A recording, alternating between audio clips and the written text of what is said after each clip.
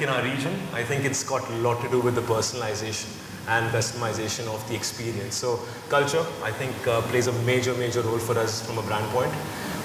So yeah. Great. So Nick, if I could put this question just to you, how do consumers perceive the brand and the loyalty of the brand towards the consumer? Is there a difference? Does it work vice versa? The brand aims to create a loyalty following, but given the competition in the market, how can you allow the customer to see that brand is different and be loyal towards that brand?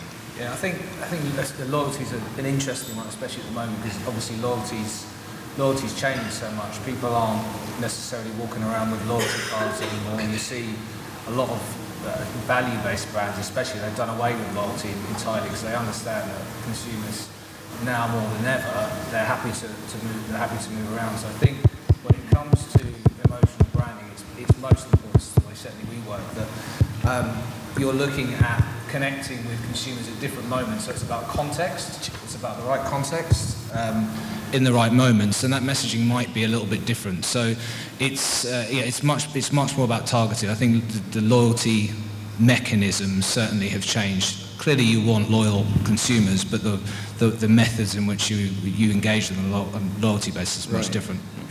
Alex, what do you think in terms of the brand loyalty? Every brand out there represents something to a certain individual. What is one of the key factors that can drive that emotional connection? How does that work in what you do, or what's happening in the industry at the moment? I think you see I think you see the right word is emotion, because people, they don't buy product nowadays for the product. What they buy actually is the emotion that the product gives to them. For example, when you buy a car, you're driving a car, you had a thrill of driving fast. You have the pride of talking about your car. You have the comfort of sitting in your car. You have all those feelings, and all about that is emotion. So you don't actually buy the car itself, you buy the emotion. And people used to say they want value for money. I will more say like they want emotional value for money. Sophia, how do you see this working in terms of the digital, in the social industry? Are you able to follow the level of emotions that people have towards these brands? Yeah, I mean, I think it's a little bit difficult to build the emotional level on social if you're not doing it properly. Right. And that's what we see a lot. So there's a level of emotional attachment that you have to your products or what you're buying, but there has to be a level of authenticity that goes within it as well. Right. And it's about the brand being genuine. And I think on social, what you see is a lot of brands are jumping on trends or jumping on messages that aren't necessarily directly linked to what they're saying. And with how fast-paced we're going and how quickly you're building on campaigns and on new products and on new services and things like that, you lose track of what the brand initially represented and what the brand is supposed to be, sort of supposed to be for this consumer from an emotional perspective. And so social is easily lost within that. And it's important to always bring it back and make sure that the message that you're putting out is the true message of the brand, rather than just, okay, let's just jump on this trend, okay, let's put up a post, let's do whatever we can on Instagram just for the sake of it. Right. Or everyone's on Snapchat, let's jump on Snapchat, but maybe that doesn't actually deliver the message properly for the brand that you're representing. Right. Guido, for the next question. How far can a brand depend on its customers for loyalty? Once they get the loyalty from this customer, does it last for life? Does it have a lifetime guarantee or a warranty? What kind of elements can change the loyalty, and what kind of elements can increase the loyalty? I think that's an interesting one. Everybody is building up on this emotional investment that consumers have these days, and I think it's quite a strong point. And if there is one thing that the internet accelerated is the polarization of these emotions, and we all witness this on our feed. You know, we all fight about politics, about what we eat, where to dine out, where to go on holiday, and we are really polarized about the basic foundation of being humans. And I think this loyalty is becoming even stronger when this connection with the very core values of a brand are exposed clearly, when a brand is able to be the catalyst of these 2-3 things that matters for you in life, then they will have you forever.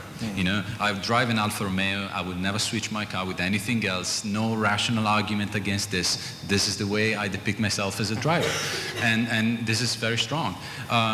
Same thing applies to the way I dress, the way I eat, and all of us, we have a core of conservatism and love towards something. This makes us loyal to things and to brand, to corporation, to political parties, to ideas, to other humans. I think that's the core of loyal. Understand the 2-3 unique selling points that make the narrative of your brand, of your company, or your party, or your movement, and build on this. So then if you've got a real loyal customer base, you've played everything right. The creative is right, sorry, the production is right, the execution is right, everything goes according to plan. But because of the competition in the market, you have to adjust your pricing. Daniel, what kind of insight can you give to that? How does pricing affect loyalty?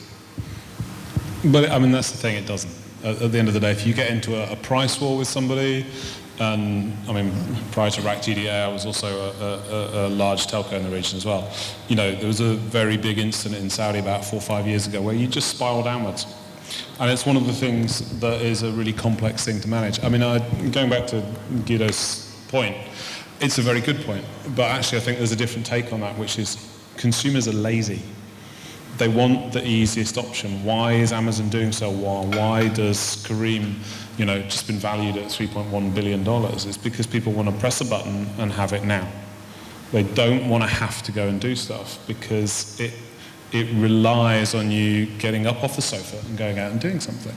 And that's what people like Apple and, you know, some of the large retailers that are succeeding at the moment have made really easy, is they've made decision making easy for people.